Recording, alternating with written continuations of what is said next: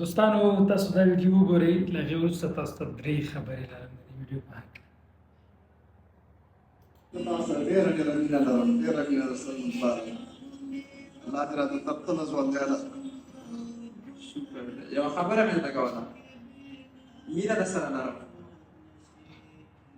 مینه درسره لرمه. ټولنه کې شته د هغوی د پلار عزت نه کوي، احترام نه کوي، خبره نه کوي.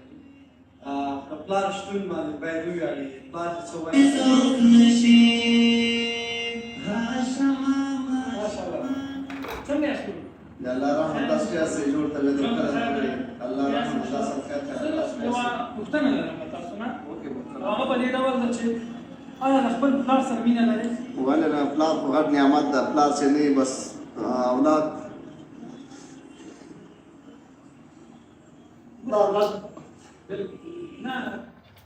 دوستانو له دې ویډیو سره زما ډېر یادونه او خاطرې تړلې دي.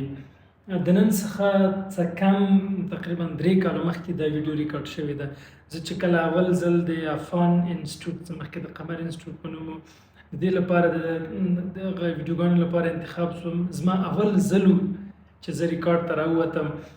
همکارانو ته مې ویلې چې بیرون لاړ شم څه شی ریکارډ کړم، څه یې وکړم. بیا یې ورور داسې ایډیا راکړله، دغه وخت کې داسې راووتلو. نو دې خلکو سره موږ دا خبرې وشوه. زما لومړی سوشل ویډیو یا زما لومړی ټولنیزه ویډیو چې زه یا سټریټ ویډیو چې زه بیرون راووتم ما دا ویډیو ریکارډ کړه. جالبه یې دا وه چې الحمدلله دا ویډیو چې دا د افغان انسټیټیوټ زه به تاسو ته بیخي عملي وښیم ښه. د افغان انسټیټیوټ په پاڼه کې دلته ګوره ښکاري ماشاءالله 1.1 میلیون ویوز یې اخیستي دي. 1.1 میلیون، یعنې زما الحمدلله لومړی ویډیو 1.1 میلیون ویوز اخیستي. یوه خبره دا ده. دویمه خبره د دې موضوع په هکله ده او د خلکو د کمنټونو په هکله ده. دا ډېر جالب وي. موضوع خو د پلار په هکله ده. پلار هغه سرمایه ده یا هغه د ملاتړ لوی غر دی چې زموږ تر شا ولاړ دی، زموږ څخه دفاع کوي، د ډیرو مسایلو دفاع کوي. مثلا ډېر وخت داسې یو مثال به ورکړم چې د غر ګورې چې ولاړ دی، موږ تاسو ته یو ډول شاید ډېر با ارزښته ښکاره نه سي، لیکن دا کوم غرونه چې ولاړ دي دا زموږ او ستاسو د ډیرو ستونزو مشکلاتو د مخنیوي لامل ګرځي. نو پلار سره زموږ او ستاسو مینه خصوصا په افغاني ټولنه کې ډیره پټه ده، ښکاره نه ده ډیره. نو ځکه موږ تاسو ډېر ښه احساس نشو کولی. دې ورور سره خبرې وکړلې، دا یو ډول احساساتي شو. یو بل ورور سره خبرې کولې، هغه پلار سره غږېږي، هغوی غږ لږ صحیح نه ده راغلی ښه. پلار سره غږېږي، پلار ته وایي چې مینه در سره لرم. نو پلار ورته وایي چې څه خبره ده، څه شی شوي دي، هغه وارخطا سو چې ما ته مې زوی څنګه وایي چې مینه در سره لرم. یعنې هېڅ کې داسې یو پلار بیرته په مقابل کې څوک پیدا نه شو چې داسې ورته وایي چې د احساس په اړه د مقابل اړخ هم ورسره خبرې وشي. یعنې ډېر یو تعجب خلکو ته کېده. دا زما لپاره ډېر جالب و. له دغه ویډیو وروسته ما ته ډېر یو عجیب احساس پیدا شوی دی او زړه مې ډېر غواړي چې د پلار په هکله خبرې وکړم له خپلو دوستانو سره تر څو دا مینه ډېره واضح شي.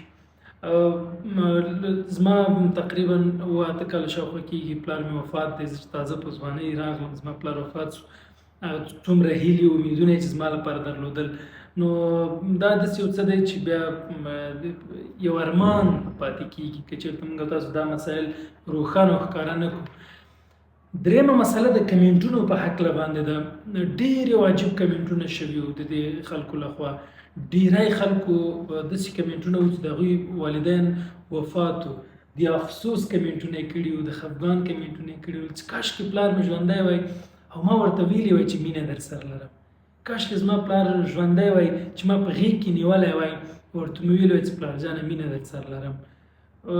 کاشکې ژوندی وای چې ما یې لاسونه ښکل کړي وای او دا خبره مې ورته کړې وای. ډېر یو عجیب کمنټونه راغلي. هغه خصوصا خلکو ډېر ارمان کړی چې هغوی والدین وفات شوي دي. نو زموږ پیغام دا دی، هدف دا دی چې له دې مخکې چې زموږ والدین له دې نړۍ څخه لاړ سي، راځئ په دې دنیا مینه ورکړو، ښه چلند ورسره وکړو، نیک چلند ورسره وکړو. په دې سره موږ او تاسو خپل رب راضي کړو. د رب رضا د والدینو په رضا کې ده. که چېرته موږ تاسو خپل والدین راضي وکړل، زموږ رب له موږ څخه راضي کېږي. د والدینو په حقوقو، د پلار په حقوقو، د مور پر حقوقو ډېرې زیاتې خبرې کېدلې چې ډېرې زیاتې، یعنې الفاظ نه ګنډل کېږي، الفاز نه راټولېږي چې دوی په توصیف کې وویل شي. الفاظ ډېر کمزوري دي زموږ. په هر صورت دوستانو راځئ د خپلو منځي اړیکو کې مینه یو څه راواضحه کړو، ښکاره یې کړو. د الله تعالی د رضا لپاره د خپلو ملګرو سره، د خپلو دوستانو سره، د خپلو والدینو سره، ورونو سره، خویندو سره، هیوادوالو سره، اسلامي امت سره، ټولو مسایلو سره زموږ مینه باید ښکاره وي، د ایمان پر اساس وي، د تقوا پر اساس وي. نو دا به ډېره ښه وي. په دې سره به موږ او تاسو یو ښه ژوند تېرو، یو ښه ژوند به تجربه کوو. دغه ویډیو مو په دې هدف ریکارډ کړل چې یو تېر یاد تاسو سره شریک کړم، غوښتل مو چې دغه یاد را تازه کړو، له تاسو سره یو ډېر یو ښه پیغام شریک کړلی شو. ډېره مننه، جزاک الله خیر. السلام علیکم ورحمة الله.